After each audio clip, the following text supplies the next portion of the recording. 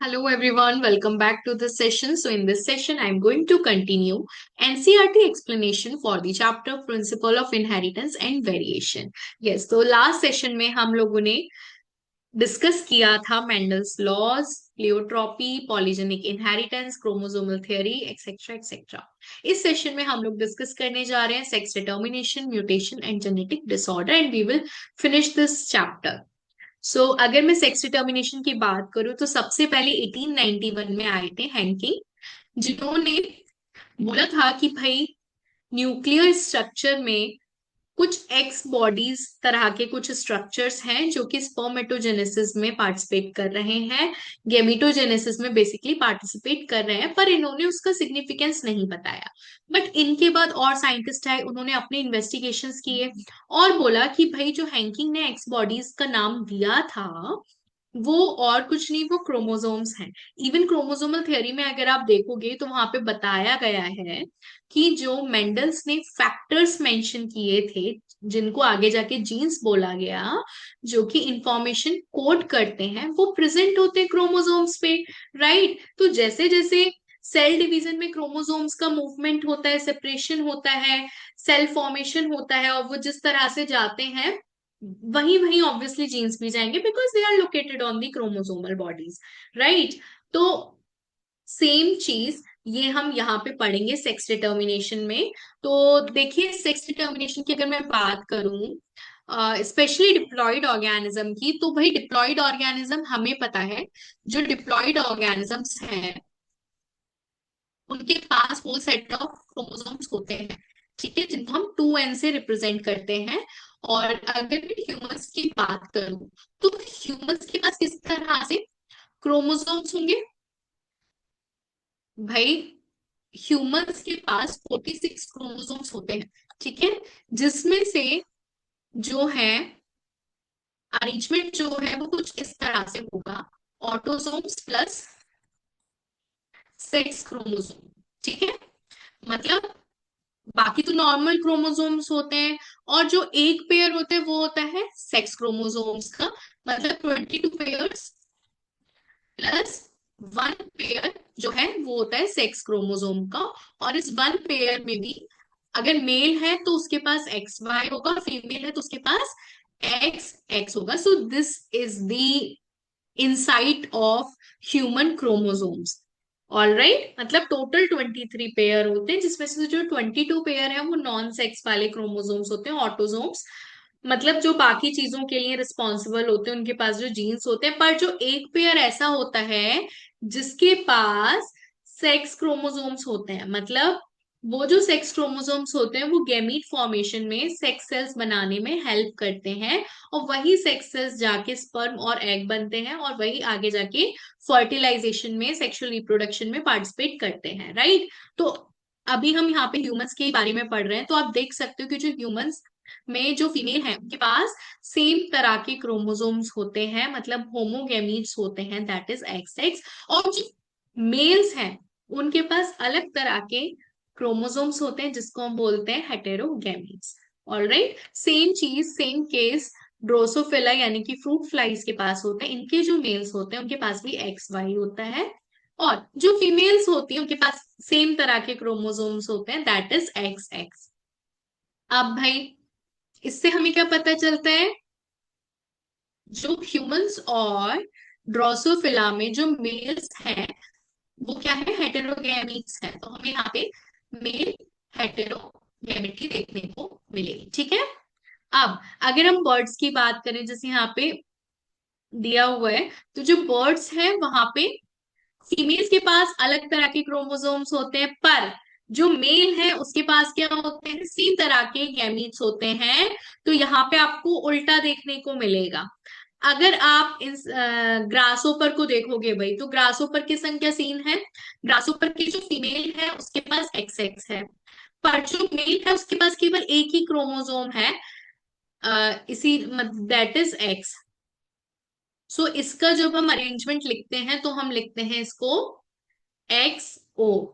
कैसे हम लिखते हैं इसको? लिखते हैं हम एक्स ओ, ठीक है, तो यहाँ पे हमने 4 एग्जाम्पल्स लिए हैं और इसमें पूरा यही बताया गया है कि किस तरह से मेल हेट्रोगेमेटी हो रहा है, फीमेल हेट्रोगेमेटी हो रहा है। I hope this is clear to you. भाई जो मेल्स होते हैं उनके पास 22 ऑटोजोम्स होते हैं प्लस एक्स वाई होते हैं। Same goes with female, female के पास भी 22 ऑटोजोम्स प्लस एक्स एक्स, जो कि इसके सेक्स क्रोमोसोम्स हैं।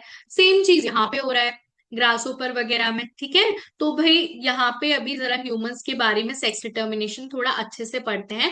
अभी हमने पढ़ा कि जो मेल और फीमेल्स हैं उनके पास कैसे क्रोमोसोम्स होते हैं।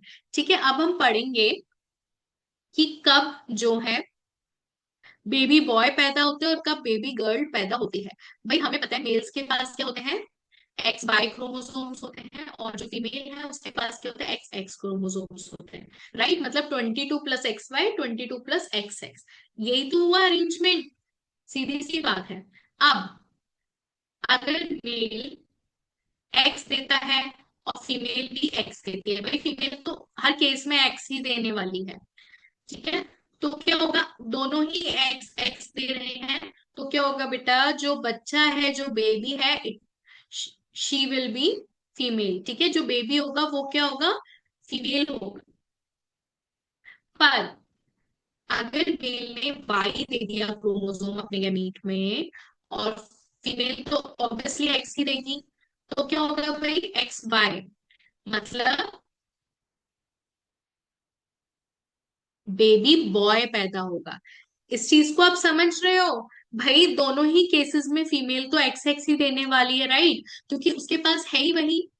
समझ रहे हो, दोनों ही केस में, क्योंकि फीमेल तो बेटा होमोगैमेट्स होते हैं ना उसके पास, तो दोनों ही बार में वो एक्स ही देगी, चाहे बट मेल्स के साथ क्या है, वो हेटेरोगैमेट्स होते हैं उसके पास, तो या तो वो एक्स देगा या वाई देगा। तो अगर मेल ने वाई दिया तो भाई बच्चा वाई पैदा होगा, मतलब मेल पैदा होगा। पर अगर उसने एक्स दिया तो फीमेल पैदा होगी। समझ रहे हो, तो जो बच्चा है उसके जेंडर के लिए बेटा फादर हमेशा रिस्पॉन्सिबल होता है, क्योंकि उनके पास वाई क्रोमोसोम होता है, एक्स वाई क्रोमोसोम होता है। समझिए इस चीज को। और अगर वो एक्स दे देगा तो भाई फीमेल पैदा हो जाएगी। ठीक है, तो हमारी सोसाइटी में ये मिथ है कि जो विमेन होती है she is responsible for the sex of the baby, but it is not true. जो मेल्स होते हैं, जो फादर होता है, वो ही हमेशा रिस्पॉन्सिबल होता है बच्चे के लिए, कि बच्चा लड़का होगा या लड़की होगी, इसके लिए हमेशा बाप ही जिम्मेदार होता है। चलिए आगे बढ़ते हैं। Sex determination in Honey. तो भाई अगर हम हनी बीज की बात करें, तो जो हनी बी के जो हनी बी में एक बहुत ही इंटरेस्टिंग सी चीज होती है, और वो क्या होता है, वो होता है बेटा पार्थेनोजेनेसिस। जैसे कि आपने सेक्सुअल रिप्रोडक्शन फ्लावरिंग प्लांट्स में पढ़ा था पार्थेनोकार्पी, तो उस केस में क्या हुआ था, उस केस में ये हुआ था कि जो बिना फर्टिलाइजेशन के जो फ्रूट्स फॉर्म करते हैं उनको हम बोलते हैं parthenocarpic fruit, if you can remember. तो सेम चीज यहाँ पे है, अगर यहाँ पे बिना फर्टिलाइजेशन के अगर बेबी प्रोड्यूस हो रहा है, अगर कोई इंडिविजुअल बन रहा है, तो उस प्रोसेस को हम बोलते हैं पार्थेनोजेनेसिस, और पार्थेनोजेनेसिस यहाँ पे होता है। अब देखिए जो हनी बीज में जो मेल होता है जिसको बोला जाता है ड्रोन, ठीक है, तो ये जो ड्रोन है ये अनफर्टिलाइज एग से ग्रो होता है। समझिए इस चीज को। पर जो क्वीन है या जो बाकी के जो वर्कर हैं, जो मतलब बेसिकली जो फीमेल है, वो क्या है, वो हमेशा फर्टिलाइजेशन के बाद ही बनते हैं। ठीक है, मतलब जब मेल और फीमेल का फर्टिलाइजेशन होगा तब जाके क्वीन और वर्कर पैदा होंगे। पर जो मेल है जिसको हम ड्रोन बोलते हैं, वो पार्थेनोजेनेसिस से हो जाता है। इसका मतलब क्या हुआ भाई, फीमेल एग के पास क्या है, obviously half number of chromosome होता है ना। हमेशा इस चीज को समझिए, मेयोटिक डिवीजन में क्या होता है, जब मेयोटिक डिवीजन होता है तो नंबर हाफ हो जाता है। अगर 2n है तो n n प्रोड्यूस करते हैं। ठीक है, तो जो अगर एग होता है और अगर स्पर्म होता है उसके पास क्या होता है, एग और स्पर्म के पास, एग के पास भी एन होता है और स्पर्म के पास भी एन होता है। तो अगर इस अनफर्टिलाइज्ड एग से मेल ड्रोन पैदा हो रहा है तो it will also have an. ठीक है, इस चीज को समझिए। सो अगर हम बात करें इसमें फीमेल्स क्या होती है यहाँ पे, इस केस में डिप्लॉयड होती है, क्योंकि यहाँ पे इस चीज को देखिए, जो फीमेल्स हैं वो पैदा होती हैं कब, जब स्पर्म और एग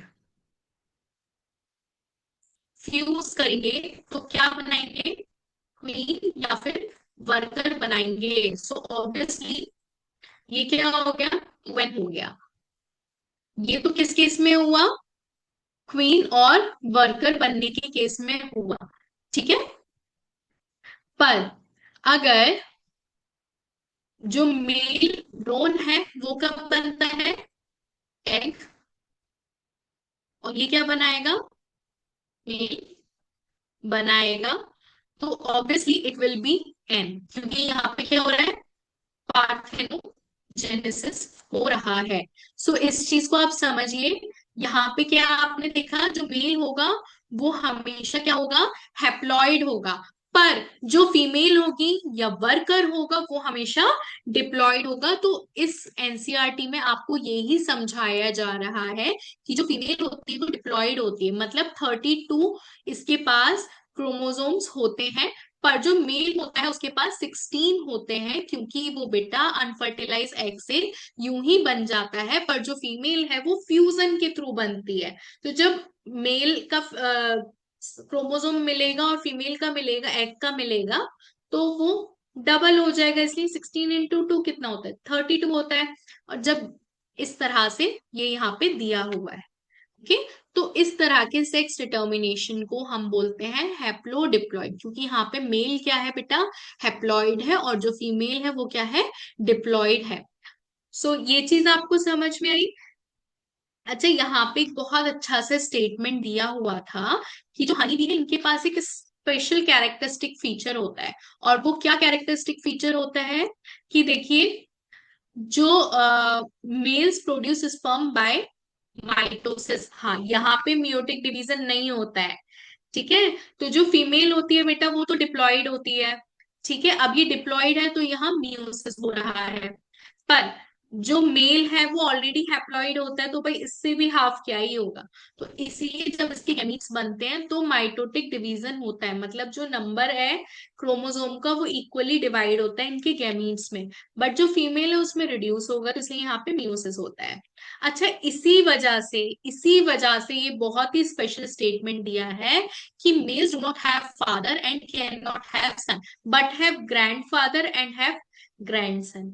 भाई ये तो बहुत ही सीधी सी बात है ना, उनके कोई फादर नहीं होते क्योंकि वो एग से डायरेक्टली बन जाते हैं। ठीक है, एग से डायरेक्टली डेवलप हो गए मेल्स, एग से डायरेक्टली डेवलप हो रहे हैं ना मेल्स, तो इनके फादर तो हुए ही नहीं, ना ही इनके सन्स होते हैं, पर इनके ग्रैंडफादर होते हैं और ग्रैंडसन होते हैं। तो इस चीज को आप समझिए।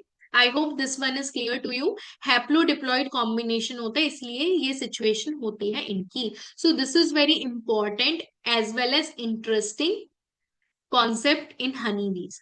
चलिए, आई होप सेक्स डिटर्मिनेशन आपको क्लियर होगा। So we are moving forward toward mutation. So भाई म्यूटेशन क्या है, म्यूटेशन हमको पता है, म्यूटेशन वो फिनोमिना है जहां पे क्या होता है बेटा, जो डीएनए सीक्वेंसेस होते हैं, हमें पता है कि जो जीन्स हैं वो हम किसको बोल रहे हैं, डीएनए सीक्वेंसेस को बोल रहे हैं। ठीक है, उसमें क्या होता है, डीएनए सीक्वेंसेस होते हैं और वही हर चीज के लिए रिस्पॉन्सिबल होते हैं। ठीक है, तो अगर उनके सीक्वेंसेस में कहीं कोई चेंज आ जाता है किसी की वजह से, तो क्या होगा, ऑब्वियसली उनके जो कैरेक्टर्स हैं वो चेंज हो जाएंगे।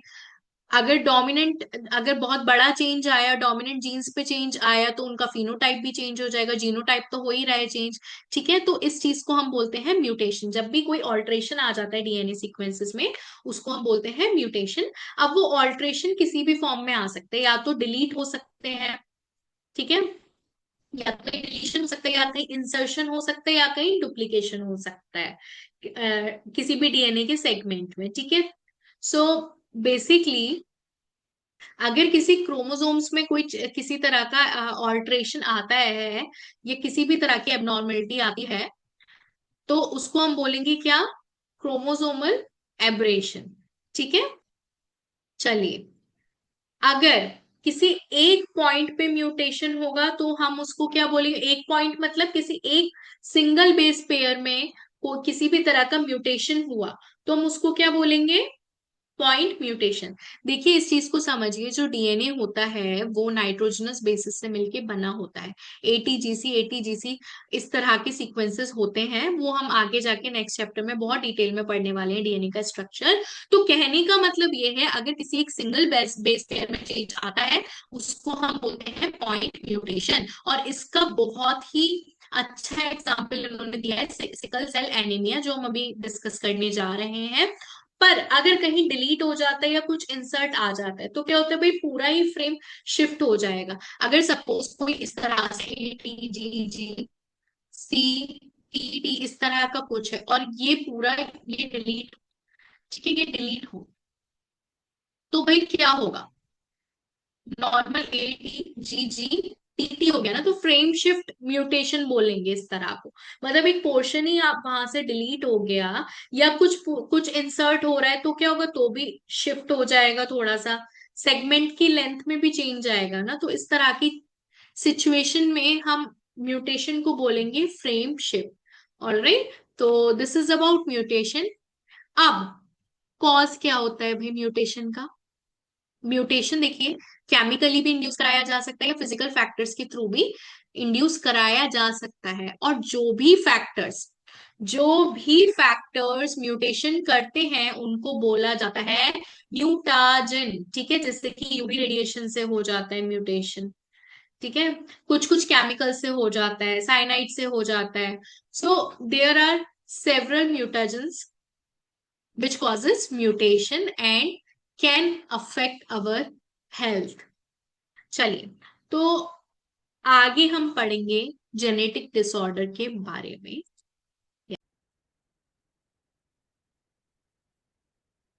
तो जेनेटिक डिसऑर्डर्स अगर हमें एनालाइज करना है कि किस तरह से पास ऑन हो रहे हैं या किस तरह का डिसऑर्डर है, तो we can do such kind of analysis through pedigree chart, ठीक है। तो ये देखेंगे कि किस तरह से पेडिग्री चार्ट को एनालाइज किया जाता है। उससे पहले इसके कुछ होते हैं सिंबल्स, जो कि आप यहाँ पे भी देख सकते हो, एनसीईआरटी ने बहुत अच्छे से दिए हुए हैं। जैसे कि यहाँ पे दिया हुआ है मेल का साइन, तो आप देख सकते हो स्क्वायर में दिया हुआ है इसका सिंबल। फीमेल का दिया हुआ है नॉर्मल सर्कल। सेक्स अगर हमें नहीं पता है, अनस्पेसिफाइड है, तो उसको इस तरह से डायमंड शेप में दिया हुआ है। अगर कोई भी अंदर फिलिंग है उसके, कलर्ड हो रहा है या ब्लैक ब्लैक कुछ हो रहा है पेपर्स में, तो आपको समझ में आ जाना चाहिए कि ये जो इंडिविजुअल्स हैं, चाहे वो मेल हो फीमेल हो कोई भी हो, वो उसको कोई डिसीज है, दे आर अफेक्टेड। और अगर इनके बीच में इस तरह से ऐसे कनेक्टेड हुई है लाइन हो, तो ये सिंबलाइज करता है मेटिंग को, ठीक है। और अगर ऐसी दो लाइन हो, इसका मतलब होता है कि जो मेटिंग है वो रिलेटिव्स के बीच में हो रही है। अब हमें पता है कि अगर मेल और फीमेल के बीच में लाइन है, which means they are representing themselves as a couple, ठीक है। तो अब आप देख सकते हो इस तरह से ये है, और इसके नीचे से ऐसे लाइन जाके निकाली, मतलब ये उनके बेबीज हैं, ठीक है। इन पेरेंट्स के ये बेबीज हैं, एक डॉटर है और एक सन है। अगर इस तरह से जो सन या फिर डॉटर है और उसके बीच में इस तरह से फिलिंग हो रही है, कलर हो रहा हो, इसका मतलब जो बच्चा है उसको कोई डिसीज है, वो अफेक्टेड है, ठीक है। और अगर ऐसे अंदर नंबर्स हो तो मतलब 5 अनअफेक्टेड ऑफ स्प्रिंग को ये डिनोट करता है। तो ये सारे जो सिंबल्स हैं ये यूज होते हैं पेडिग्री एनालिसिस में, ठीक है। चलिए, अब आगे बढ़ते हैं। अ, ये इसमें पेडिग्री एनालिसिस के बारे में ही है कि किस तरह से फैमिली ट्री को ओवर जनरेशंस हम एनालाइज कर सकते हैं इसकी हेल्प से।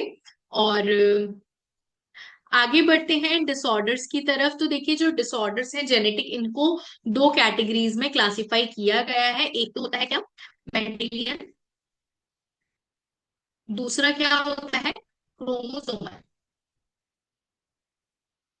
अगर हम मेंडेलियन की बात करें तो जो मेंडेलियन डिसऑर्डर्स होते हैं उसमें सिंपली क्या होता है, ये वो डिसऑर्डर होते हैं जहां पे एक सिंगल जीन में किसी तरह का म्यूटेशन हो जाता है या फिर ऑल्टरेशन हो जाता है, but it's at a single place. ठीक है, तो जनरली क्या होता है जब इस तरह से चीजें होंगी तो वो ऑब्वियसली पास ऑन होंगी from one generation to another.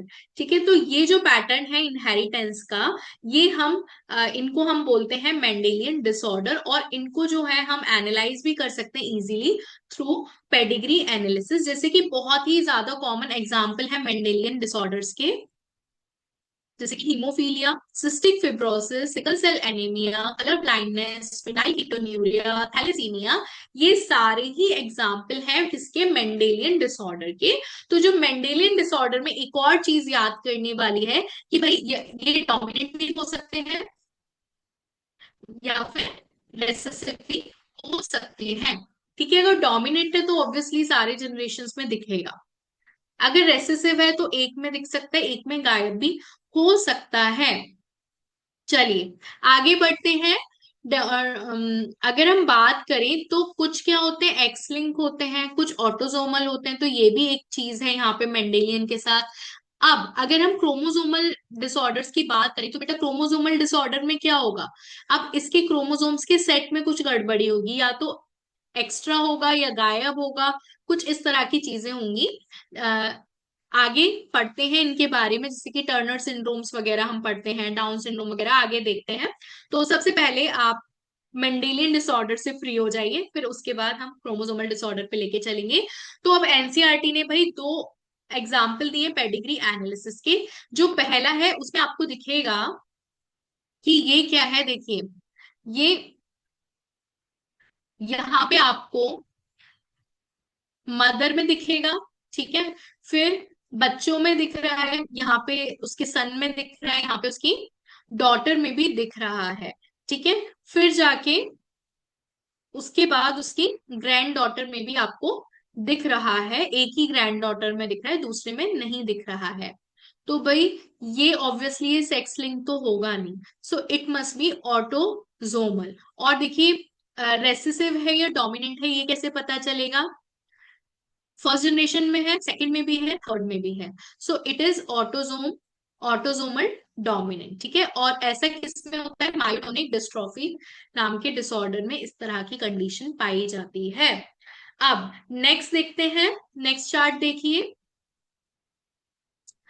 Parents disease free हैं एकदम, बट अगर आप सेकंड जनरेशन में देखोगे तो सन को है प्रॉब्लम, डॉटर को है प्रॉब्लम, और उसके बाद ग्रैंड सन को भी प्रॉब्लम है, वो भी उन पेरेंट्स के ग्रैंड सन को जिनको कोई प्रॉब्लम नहीं थी।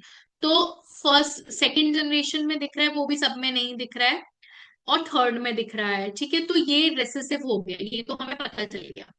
और सेक्स लिंक ये है ही नहीं है, क्योंकि क्या है ये हमें ये सेक्स लिंक आपको दिख ही नहीं रहा है, क्योंकि देखिए यहाँ पे ये फीमेल जो थी, मतलब जो मदर है, वो एकदम से डिसीज फ्री है। ठीक है, तो ये ऑटोजोमल रेसेसिव है, and this one is autosomal dominant. तो जो ऑटोजोमल रेसेसिव है वो किस तरह का, उसका एग्जाम्पल क्या हो जाएगा, सिकल सेल एनीमिया। ठीक है, इसमें क्या होता है, सिकल सेल एनीमिया में जो आरबीसी की जो शेप है वो सिकल शेप हो जाती है। अभी यहाँ पे कुछ एग्जांपल्स दिए हुए हैं विद सम एक्सप्लेनेशन, जैसे कि कलर ब्लाइंडनेस में क्या बताया हुआ है कि जो कलर ब्लाइंडनेस है वो एक तरीके से सेक्स लिंक्ड रेसेसिव डिसऑर्डर है। ठीक है, इसमें क्या होता है, रेड और ग्रीन कोन सेल्स जो प्रेजेंट होते हैं आई में, उसमें कुछ गड़बड़ी आ जाती है, उसमें डिफेक्ट आ जाता है, जिसकी वजह से जो अफेक्टेड इंडिविजुअल होता है वो पहचान नहीं कर पाता रेड और ग्रीन में। और ये फीमेल्स में बहुत कम होता है, ज्यादातर 8% मेल्स में होता है ये।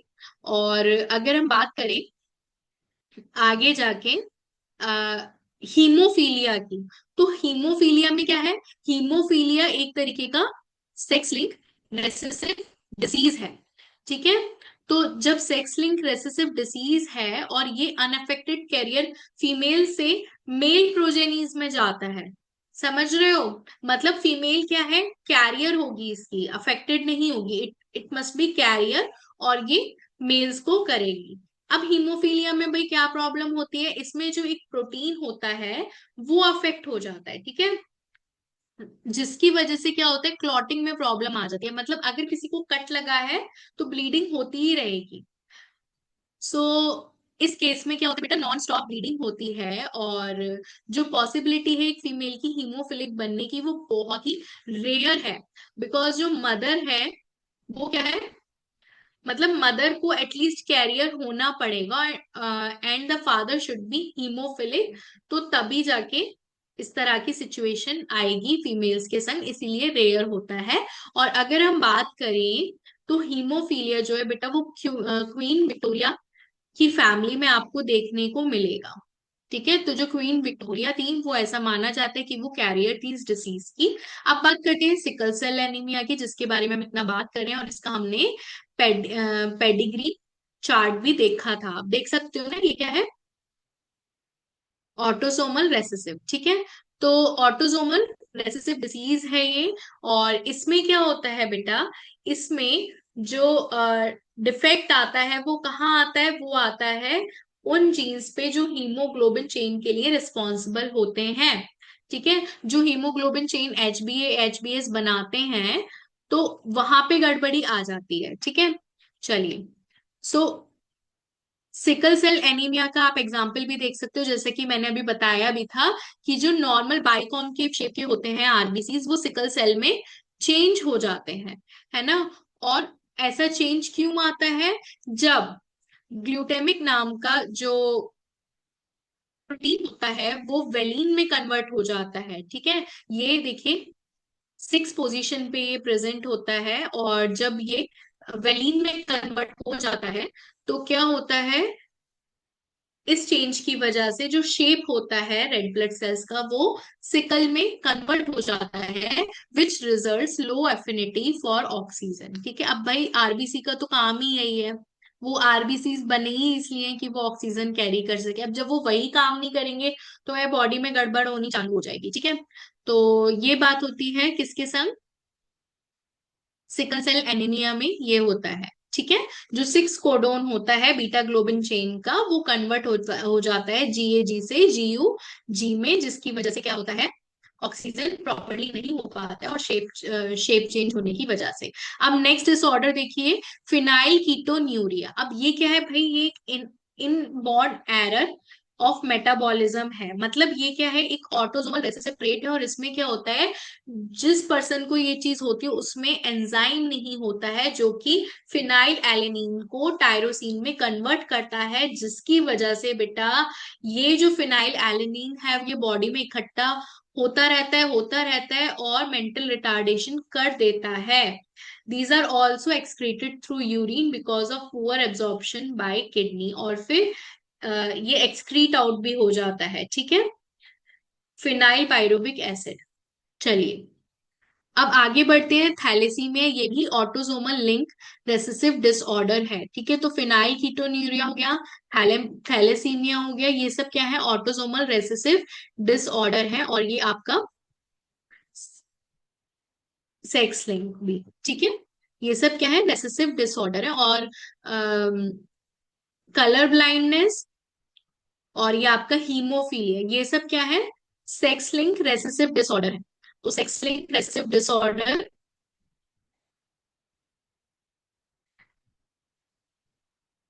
Colour blindness and haemophilia.